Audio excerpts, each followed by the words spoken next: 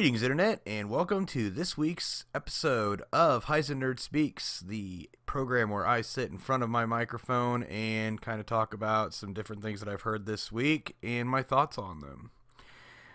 So this week we're going to talk about my thoughts surrounding violence in video games. We're going to talk about, we're just going to kind of talk about Nintendo and the Switch and some different thoughts that I have going on surrounding that. And we're going to finish off, I figured just would be kind of fun with the Disney and Fox deal that happened last month. And, you know, the just possibilities that could be happening. I'm going to just throw some fan casting out there for some of the roles that I'd kind of like to see. Thought that'd be kind of fun. All right, so starting off, we're going to talk about violence and video games and violence surrounding video games. So I read an article this evening in just a really sad situation. But basically this story talks about a 28-year-old kid by the name of Matthew Nicholson who on Wednesday shot his 68-year-old mom. And it was basically over an argument surrounding his broken gaming headset. So the mom went in to check on his son when he was shouting because, you know, he's playing his game and stuff was going on. And apparently it escalated from there. It's a huge argument. Kid grabs the handgun in the house, you know, points it at both his mom and his dad, and it ends up escalating before they could stop him, and he shoots the mom, almost shoots the dad, but the gun jams. Then he, you know, flees the scene to, I think, his sister's house, and is stopped at a traffic stop, or you know, a regular traffic stop shortly after, and, you know, gives himself up to the police. But I mean, this is a sad situation, and my condolences definitely go out to the family. But I just thought this would be a good time to kind of talk about just, you know, violence and video game related stuff. I'm a big proponent of, I don't feel like video games themselves by any means will cause someone to be violent and go shoot up people. That same thing for any entertainment form, books, movies, any of that.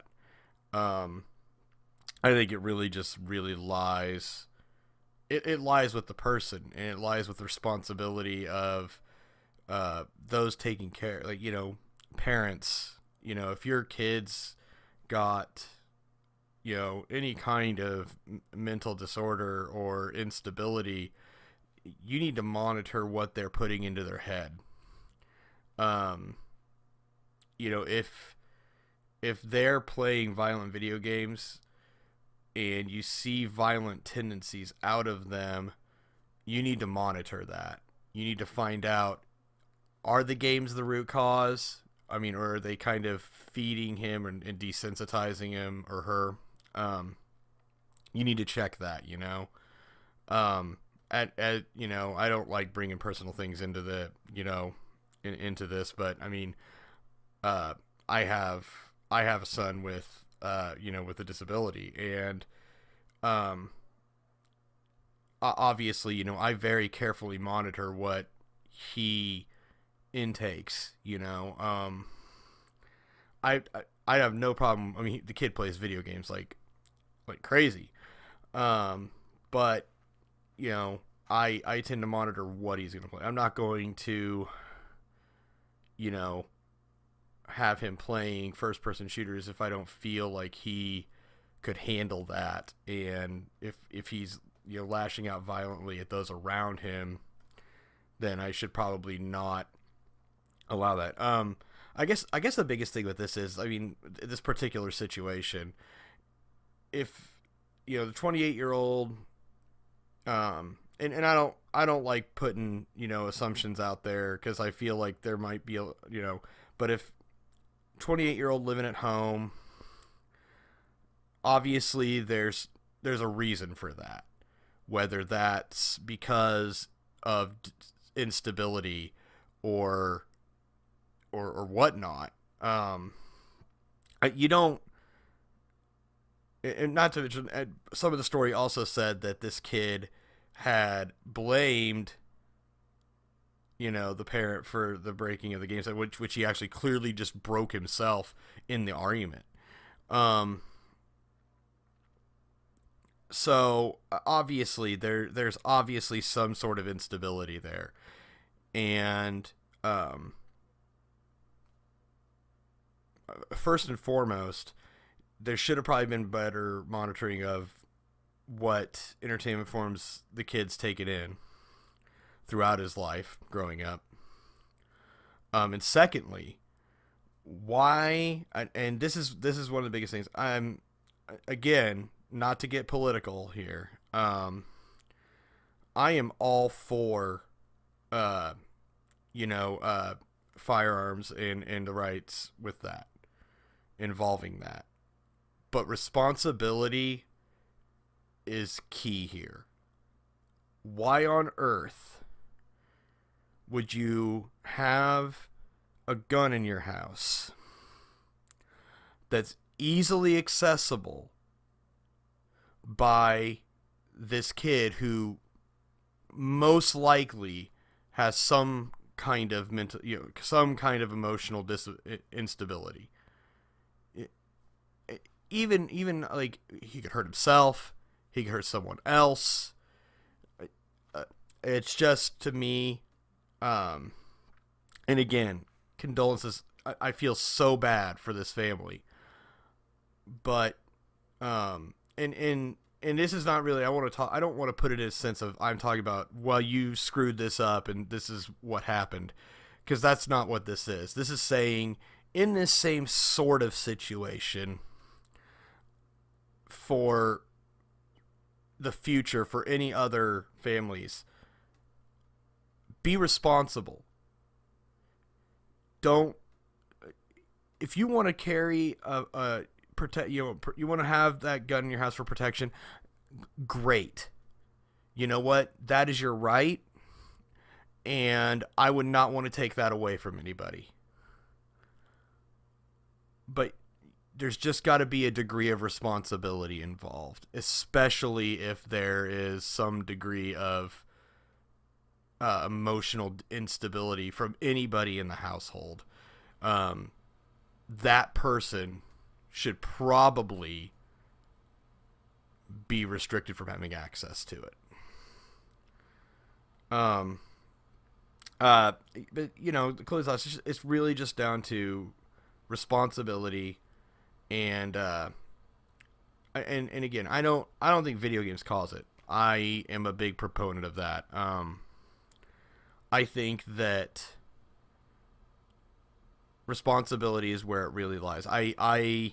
There's a rating system made for video games just like films, and it's for a reason.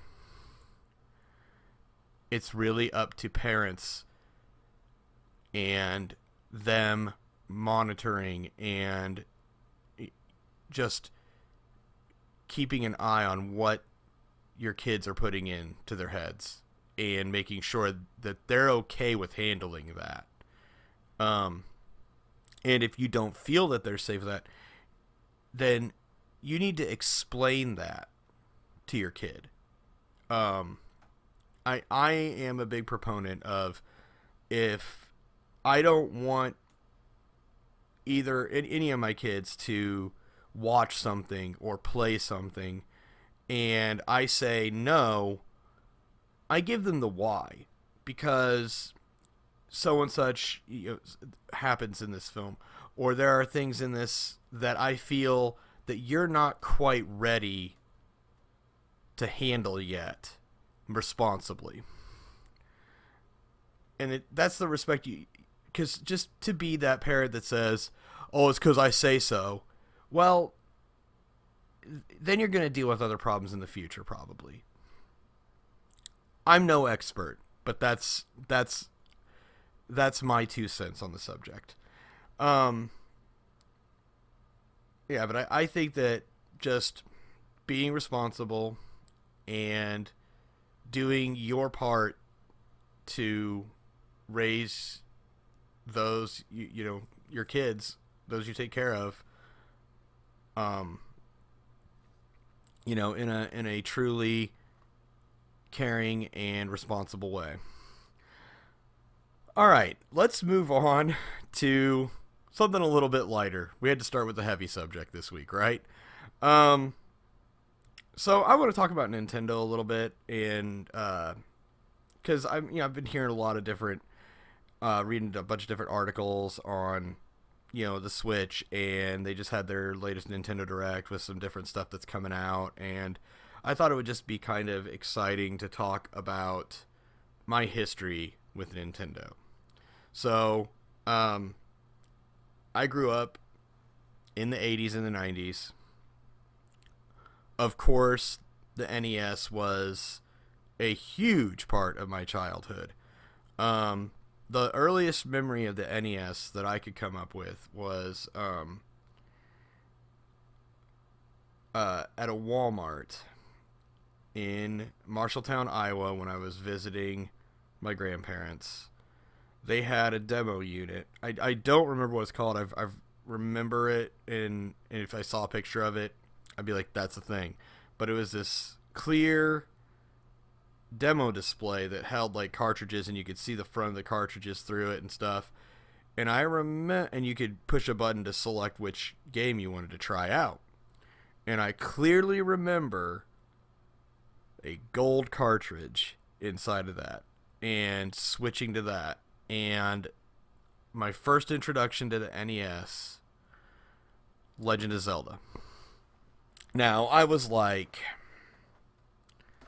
5, maybe close to 6. And I remember just getting my backside handed to me because, of course, I didn't know what I was doing. I was a little kid. I did manage to go into the cave and get the sword. But I remember getting like maybe 1 screen north and 2 screens west and I remember distinctly dying on the screen with the small bridge, with the Zora. I think that's what did me in, because I couldn't like figure out that I couldn't kill the thing without a stronger blade yet. But beside that, I mean, that was my introduction to the NES, like very first, but I mean, like really vivid memories. I remember friends having it and dabbling with Super Mario Brothers, and then we would also start, before I owned one, showing my age here, you could rent consoles. Back when I was little, you could rent them like you could VCRs at the video store. So, of course, we'd rent the NES, on certain weekends, and I would get my fix of all those games. It wasn't until I was 7, 1989, that we got our NES finally for ourselves in the house. I don't know why it took so long, but we finally got one. And I remember, obviously, Super Mario Brothers and Duck Hunt, because it was an action set and it came with it in the light gun. But the first like non-pack-in game I had was Castlevania 2 Simon's Quest. And it's funny because I particularly picked that because I thought the day to night cycle was kind of cool from the commercials.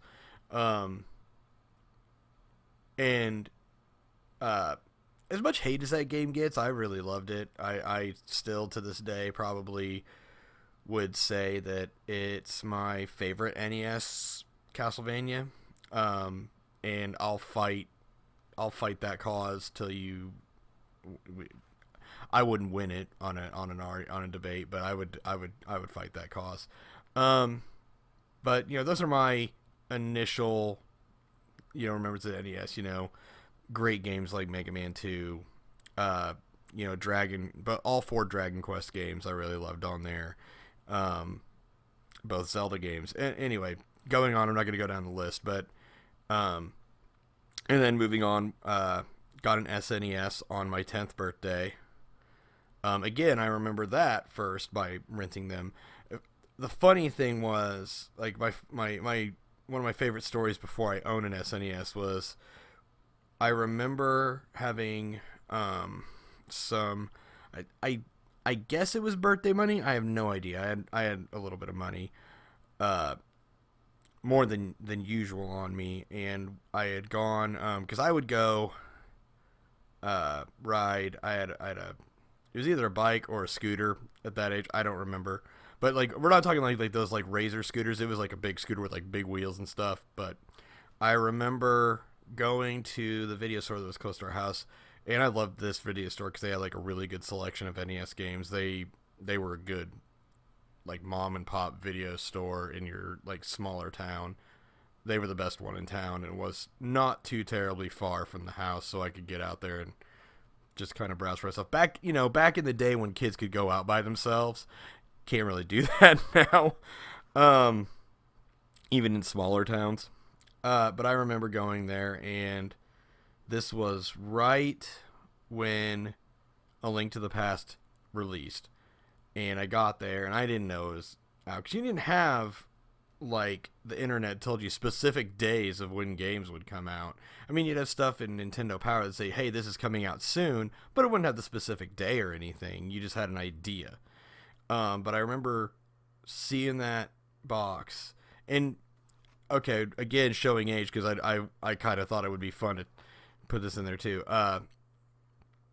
Because for those who don't understand how video stores worked in the 80s, at this particular one, if the game was checked out, it had a rubber band around it, around the box. The box would be out there on the shelf, but if the game was checked out, it had the rubber band around the box. So in this case, got there, no rubber band around the box. And I thought, I have to play this game. Gotta play it. Check the money.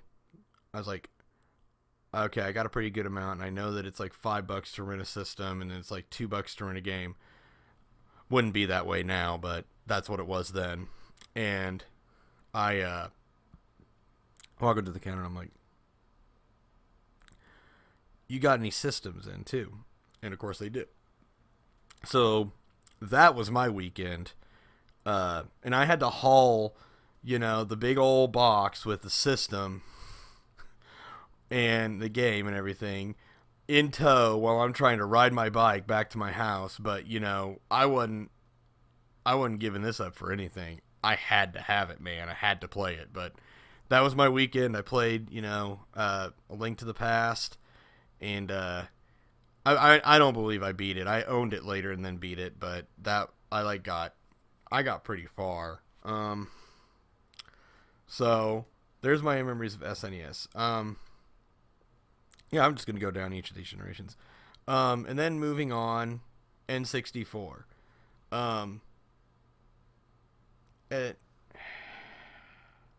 So I bought the N64 with my own money. When I was like, what is it, 97 that I got it. So I would have been 15. And I worked during the summer. Here in the Midwest, one of the big things that kids will do during the summer is they either like detassel or walk beans or stuff like that. Well, I was on a crew that walked beans and rogued, making a little extra money, to spend around in the summer. So I made it a point. I was like, I'm going to save up. And I was debating between an N64 and a PlayStation. I didn't know about Final Fantasy VII then. If I had, I would have went PlayStation, but I knew that, of course, Zelda was on the way. Mario 64 was already out on it. You got Mario Kart and all that. So I saved up, and I got an N64.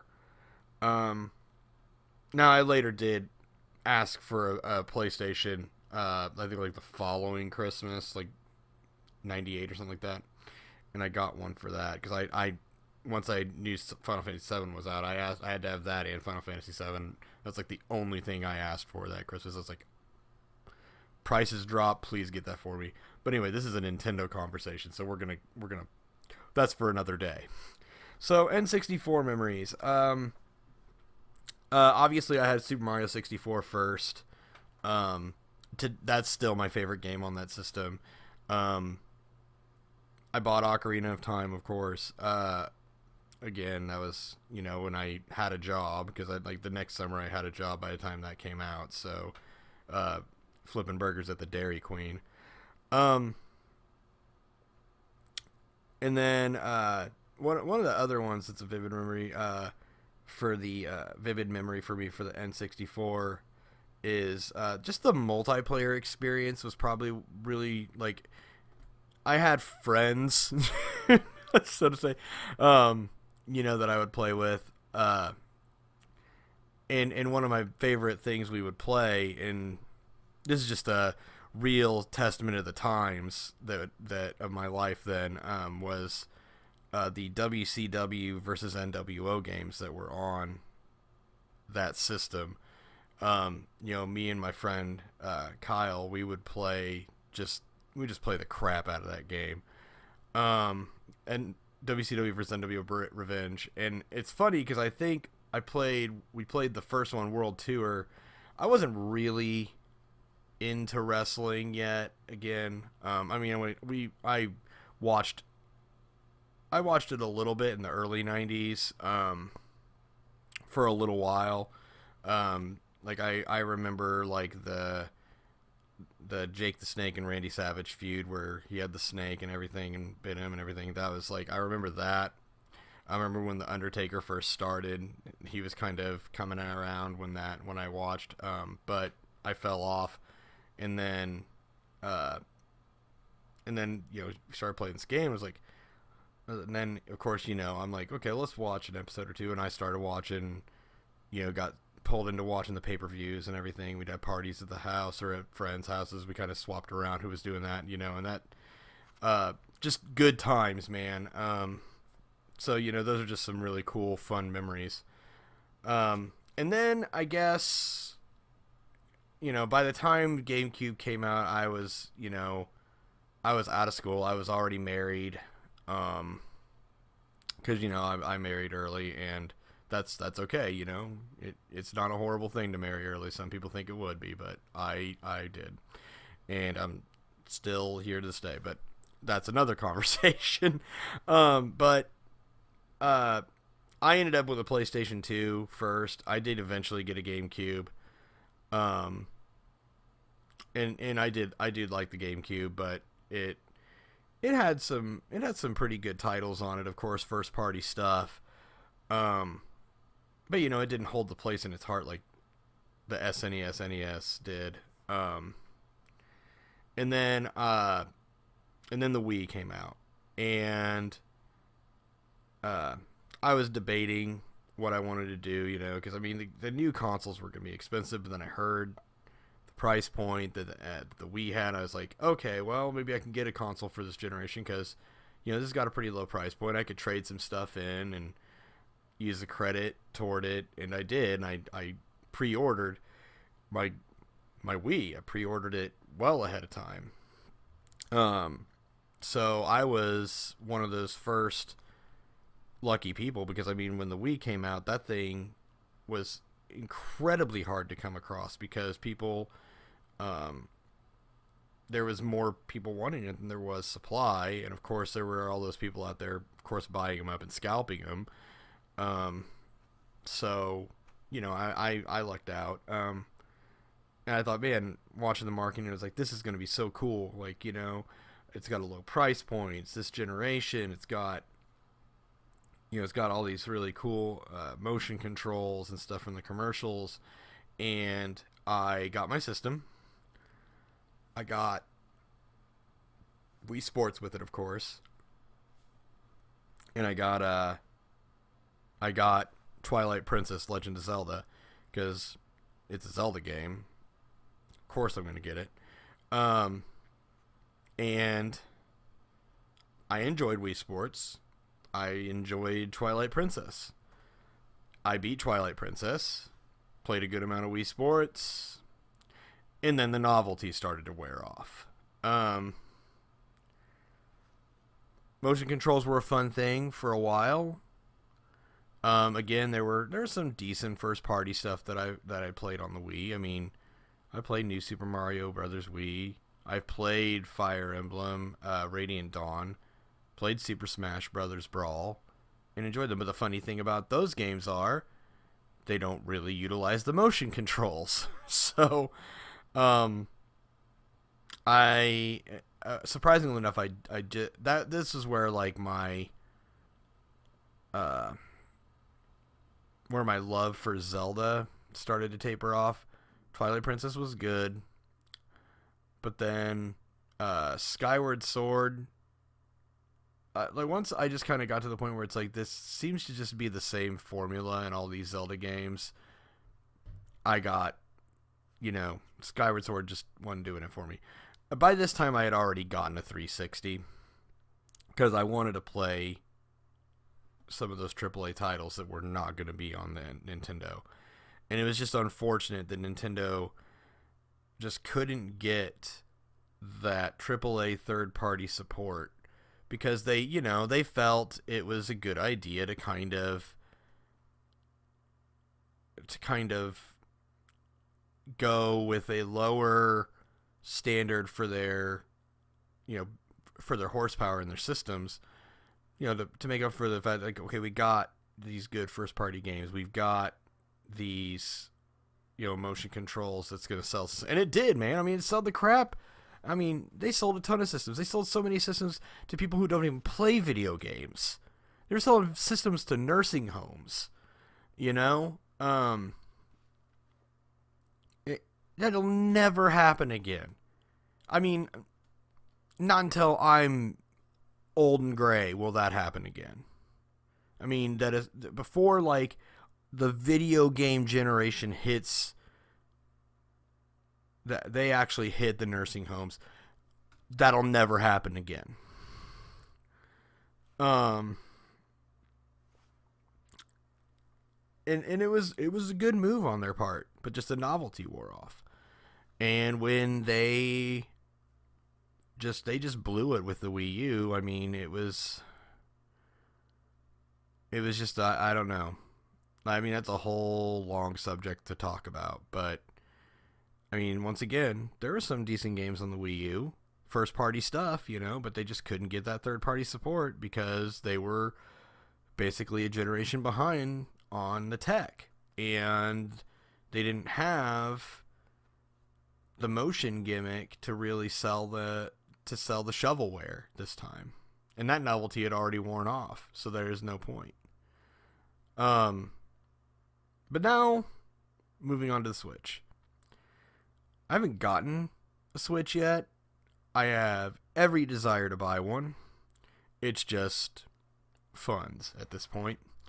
But I think that the Switch might just be one of Nintendo's most genius moves ever.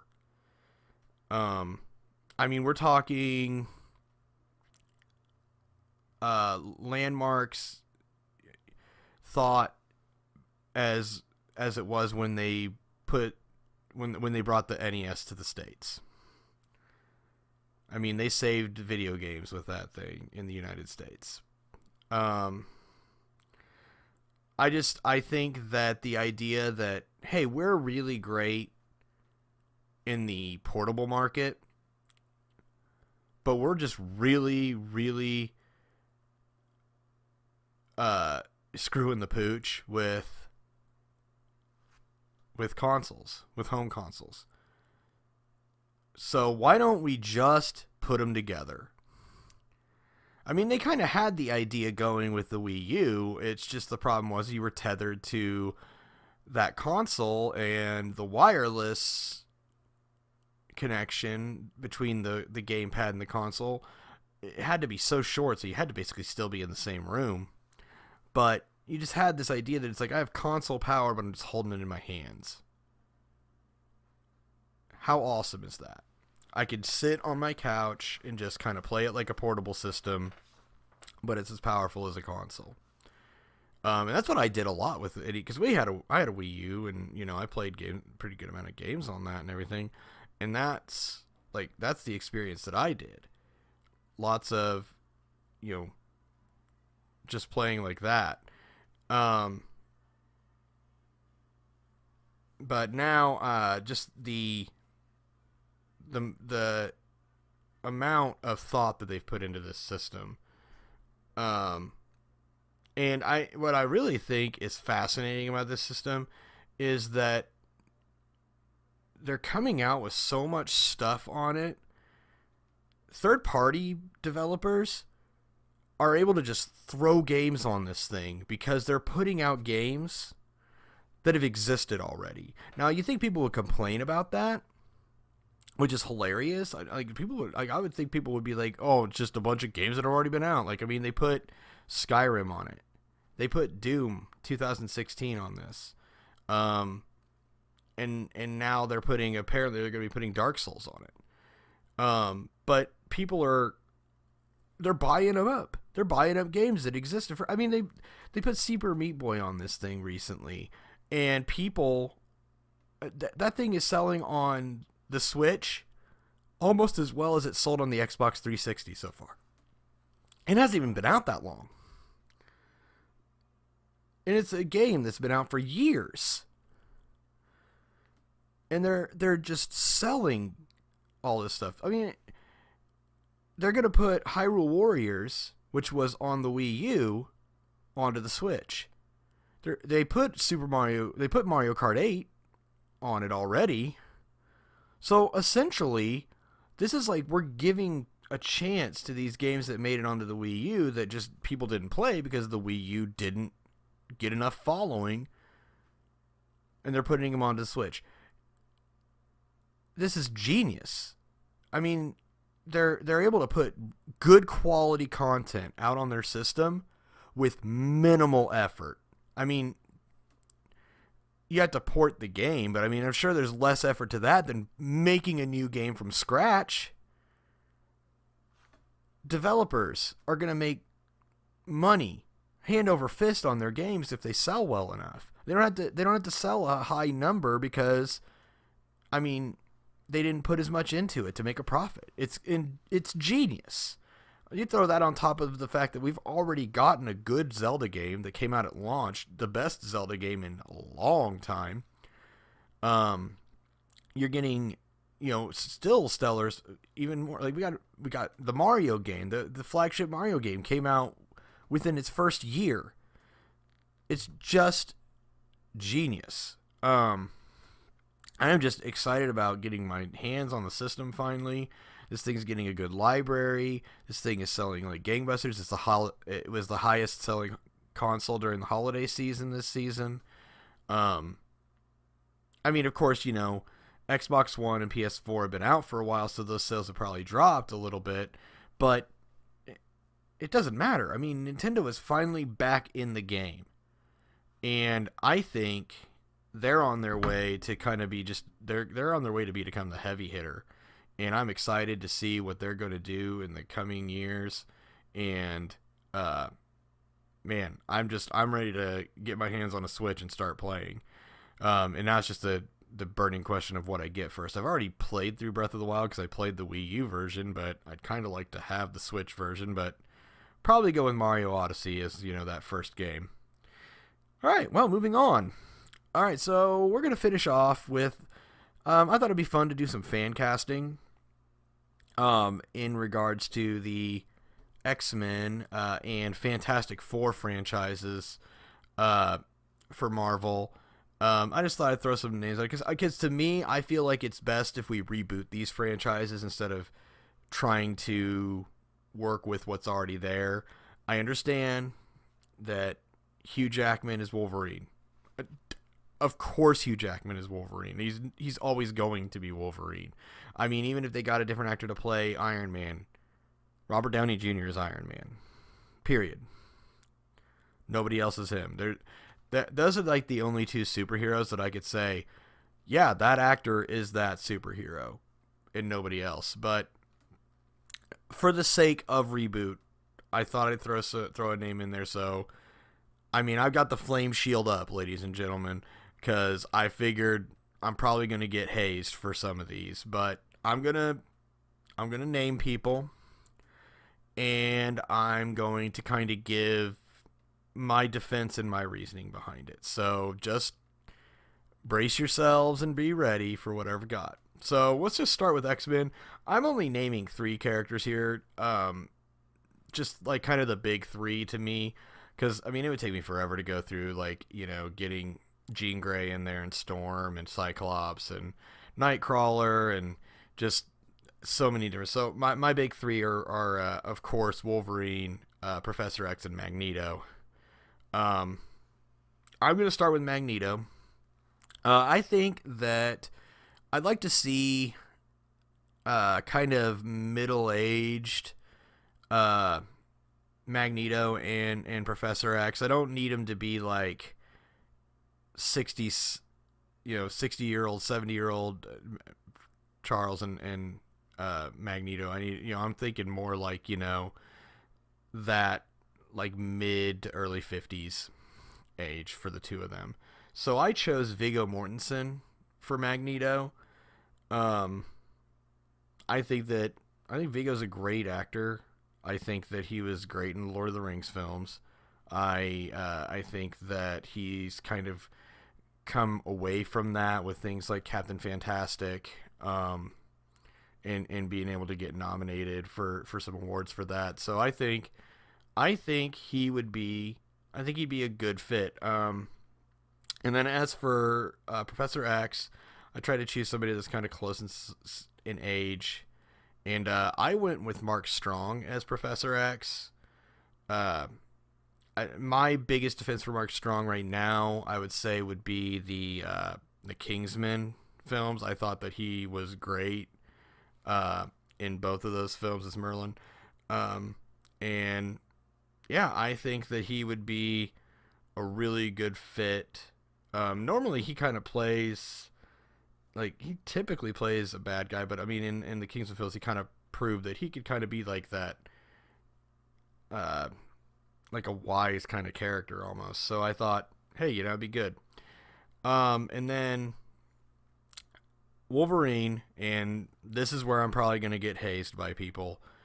Brace yourselves, but I'm choosing Jensen Ackles as Wolverine, and let me kind of lay down why. Jensen Ackles is, one, kind of short. I should say that. I don't know specifically. It's just what he's always next to Jared Padalecki, who's enormously tall, so it's hard for me to gauge that, but I think he's shorter than Hugh Jackman was, but don't quote me on that. I should have done my research. But I think that he's kind of got that ability to be that kind of tough as nails kind of personality. And of course, I'm basing this off of Supernatural. I watched Supernatural for 10 seasons. I think I got through I stopped after not this season, but the last, because I felt like it started going off the rails. I need to pick it back up, but that's another conversation again. But I think that Jensen Ackles over that series has proved that he's got that ability to kind of, play the tough, the toughest nails, and doesn't take any crap kind of character, yet has the ability to kind of have that inside struggle, and there is an emotional side to Wolverine. I mean, especially when it comes to Jean, and you see that, and I think that he'd be good. I think he'd be good as far as the age goes too. So he's, not too young, but he's not too old. So, we get quite a bit of time out of him. I think he'd be a good fit. And I also, outside of Supernatural, I thought that he did really good voice work in the animated film Batman Under the Red Hood as the Red Hood. I thought he was great. So, yeah, I'm going to go with Jensen Ackles for Wolverine. So those are my only ones for the X-Men. I did go full on with all 4 Fantastic Four members and Doctor Doom. I didn't feel like we needed to go into Galactus and Silver Surfer yet or anything like that. So starting off with Mr. Fantastic Reed Richards himself, I chose, and this is kind of the internet's kind of blowing up about this too. I've seen some bits, but I think John Krasinski would be a great fit as Reed Richards. Particularly, I've even seen pictures of like him with the beard as like people doing like Photoshop stuff of him being Reed. I think that's cool. I think that'd be good, man, and a good fit. I liked his work in The Office. I thought he needs to get his chance in Marvel anyway. He was on the short list for playing Captain America before Chris Evans got picked. People probably let's face it, back then I thought that'd be silly and crazy, but with his work that he's done lately, I think Krasinski would be a great fit. Interestingly enough, when I was sitting there thinking about, well, who's gonna play Sue, who's gonna play the Invisible Girl, and I was like, oh duh, let's pick Emily Blunt. Let's pick his wife. Why not? Just because their chemistry together would work well, and I think Emily Blunt is, I think she's great. I think she's good dramatically. I think she's good in action as well. I think we've got a great fit there, and I think that she would do a good job. And then for Sue's brother Johnny, the Human Torch, I wanted to pick somebody that was younger, but not like I didn't want to pick your obvious people. Like I didn't want to pick Zac Efron or anything like that. But so I chose KJ Apa. For those that don't know who he is, that's Archie on Riverdale. Great actor. I think he could kind of play the hot shot that Johnny Storm is, and I think that he's just a fantastic actor. And for anybody who hasn't watched Riverdale yet, some people would probably think, oh, that's a chick show, but no, that's a great show. And then moving on to our friend the Thing. So I was like thinking, man, I gotta have somebody that's gotta be a little bit, he's gotta be bulky, he's gotta be buff, he's gotta kind of, because the idea was that Ben Grimm was kind of the guy that not really bodyguarded Reed Richards, but didn't let people walk all over Reed Richards, as his friend. And I wanted somebody, so we had to pick somebody like kind of close in age to Reed, and was a little bit bigger. And I thought, we've got the opportunity for some of these the pro wrestlers to kind of come in with we got Dave Bautista playing Drax now. So I was like, maybe we could pull from somewhere there. And I thought, man, who are we going to pick? And I was like, you know what? I think Daniel Bryan would be a great pick to play Ben Grimm. And, people might disagree with me there, but I think it would be a good opportunity for him to kind of branch out and do something else with his career. So that's my choice for that. And finally, moving on to who I think is the quintessential villain in the Marvel Cinematic Universe. This is probably the most exciting piece of one of two most exciting pieces of the fact that we got the Fox franchises now. One of those being Galactus, because let's face it, that's got to be the next big thing. Galactus has to be a big thing. And it has to be more than a fart cloud that was in Rise of the Silver Surfer. That's all that's going to say about that.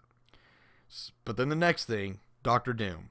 When you think of Marvel villains, especially like team up situations where it's like Doctor Doom always seems to be like the guy leading the bad guys. And I thought, who's a decent actor that needs his break outside of what he's kind of been pigeonholed in the past. And I thought that Jon Hamm would be a fantastic choice to play Doctor Doom. the guy can play a jerk without any hesitation. And I think that he can kind of bring that levity and a little bit of humor to the role too. I mean, obviously, your villains don't typically be funny, but sometimes they're snarky and throw stuff. I mean, obviously we get that with Tom Hiddleston and Loki. We could get that here too. But I think Jon Hamm would be a fantastic choice. But yeah, those are my fan casts at this point, for the roles that, I thought of for these new properties coming into the Marvel Cinematic Universe in the near future. Let's face it, it's going to happen. Nothing announced yet, but it's going to happen, and they're going to announce it big. They will. But yeah, let me know what you think about those. The comment section is a perfect place for that. You could also hit me up on Facebook, facebook.com/HeiseNerd1. That's where you'll want to find me. Again, I want to just thank everybody for, listening to the cast. I do have a second podcast every other week. The Geek BQ podcast happens every other week with me and my friend, the Real Gino. Please get on and listen to that too, and subscribe. That is a separate page. I will have the links in the description, of course. That'll be every week.